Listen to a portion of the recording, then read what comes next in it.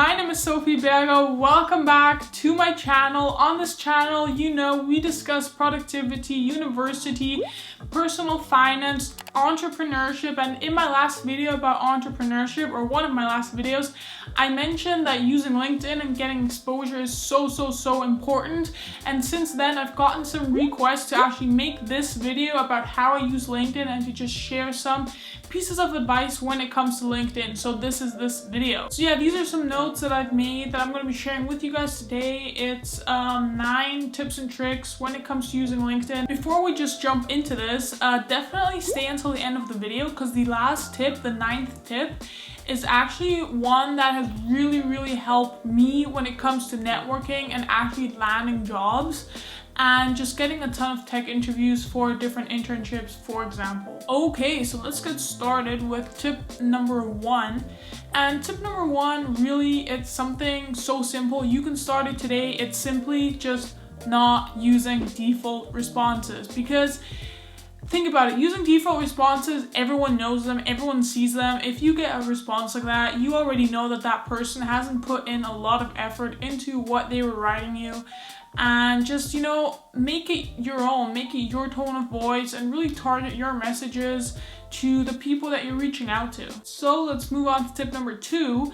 Tip number 2 is upload your resume so it is featured on your profile. So on top of your profile, there's this featured section, and if you upload your resume and you put it there, then it's just so much easier for any recruiters that are looking at your profile to immediately see your resume, see what you're all about, see your achievements. And obviously having a good resume is another story. If you guys want me to kind of make a video about that, let me know in the comments. I feel like that might be cool as well. But yeah, just let me know if that's something you're interested in. Now coming to tip number 3. Tip number 3 is just to keep your about section pretty short and to the point. Okay, so what should you actually put into this about section? Well, first of all, you don't want to list all of your achievements, because that's again where the resume comes in handy. And then also you don't want to filter your achievements and just put your main achievements. You don't even want to do that. What you want to do is just in a couple of sentences tell the people that are visiting your profile who you are and what your main goal is right now, what you're working on, what you're trying to achieve. Tip number 4 is just regularly post and update your profile. Whenever you're starting a new project, write a post about it. Whenever you're joining a new company, write a post about it. Update your job description. And whenever you make a post, even if it's just kind of an interesting article you read, share it on LinkedIn. And if you do that and you tag people, that again generates a lot more exposure. First of all, with the people that you tagged, maybe they'll share your post on. And second of all, by just posting regularly, you're putting out more content. People are going to be more interested in actually looking and getting to know who you are. Okay, and now coming to tip number 5. Tip number 5 is another simple one in theory, but again, it requires quite a bit of commitment. And tip number 5 is just to keep your LinkedIn profile in sync with your resume. So whenever you update your resume, you really want to update your LinkedIn profile as well. And I'm talking about achievements, volunteering experiences, projects, all of those things at the bottom of your profile. You want to keep those in sync with your actual resume. That also means if you actually remove things from your resume, you also want to at least move them further down on LinkedIn, if not remove them as well. You don't want LinkedIn to be kind of this timeline of everything that you've done. That would be pretty cool to have, but that's not what you want LinkedIn to be. You want LinkedIn to be a place where recruiters can go to kind of have easier access about the things that you're currently working on and you've done in the past couple of years. Just like your resume, you don't want it to be this collection of everything that you've done in your life, because that kind of defeats the point, because it'll just make it hard to find things again. And now coming to tip number 6. Tip number 6 is to decide where you want to place your experiences. Now, this was something that I had quite a bit of trouble when I first got started on LinkedIn, and that's because the categories for where you put things on your profile are kind of ambiguous. You've got volunteering experiences, you've got experience, you've got education, I think. What else is there? projects, and there's like a ton of different categories, but there were some things which didn't just fit one of those categories. It could have gone into multiple. And my advice for this is that if it's something you've done recently and you really want to highlight, because it could be some kind of core piece of information about you or core achievement that could really help you land that next job, you want to add it into the experience section. That's because it's the first one on your profile, and it'll stand out more to recruiters when they come and visit your profile.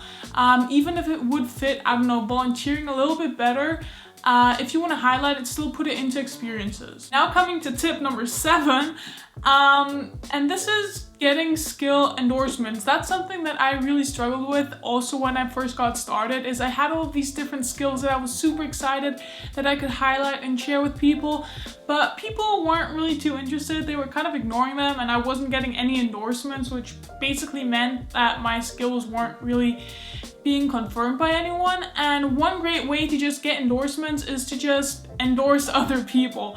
And this might sound really simple, but it's something we don't do enough. We just need to, appreciate the skills of the people that we work with more. And if you've worked on a project with someone, be it your manager, be it a co-worker, be it just someone that you worked on a project for fun with, go onto the profile and endorse them. Give them some kudos and let them know that you appreciated just working with them. Sooner or later, these people are gonna come to your profile and pay back the favor. Okay, and now coming to tip number 8. There we go, 8. Tip number 8 is choose which skills you want to highlight. Because on your profile, you've got the skills section, but there's only 3 skills that will actually be highlighted or kind of stand out from the rest of your skills.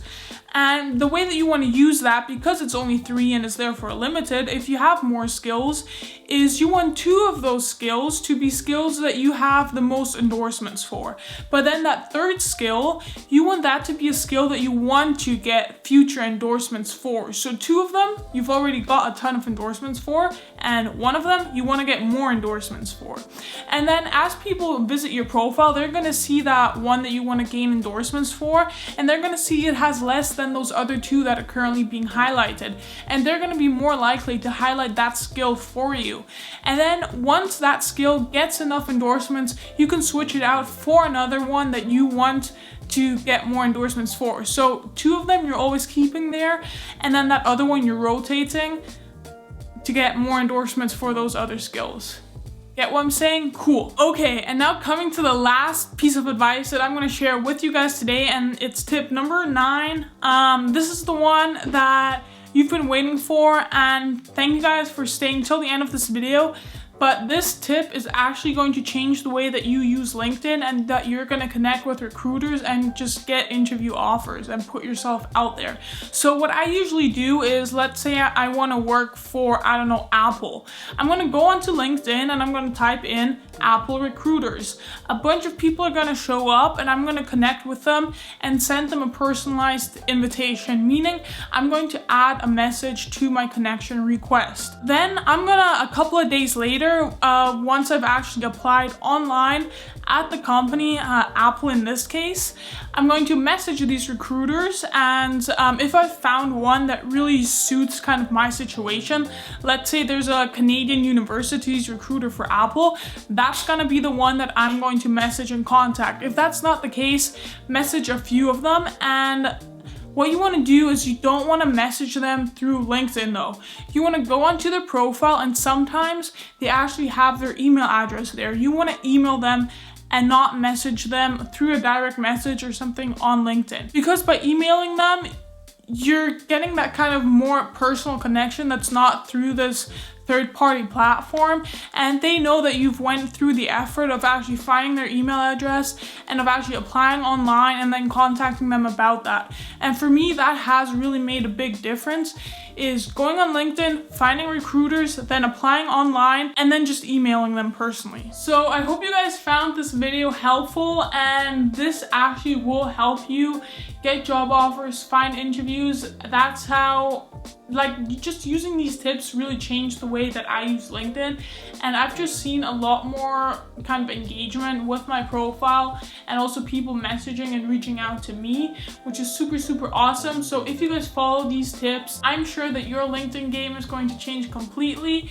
And yeah, if you guys like this video, found it helpful, then leave a like down below, subscribe if you're not subscribed already to see more of these kinds of videos. And yeah, hit the notification bell to stay tuned, and take care, and I'll see you soon.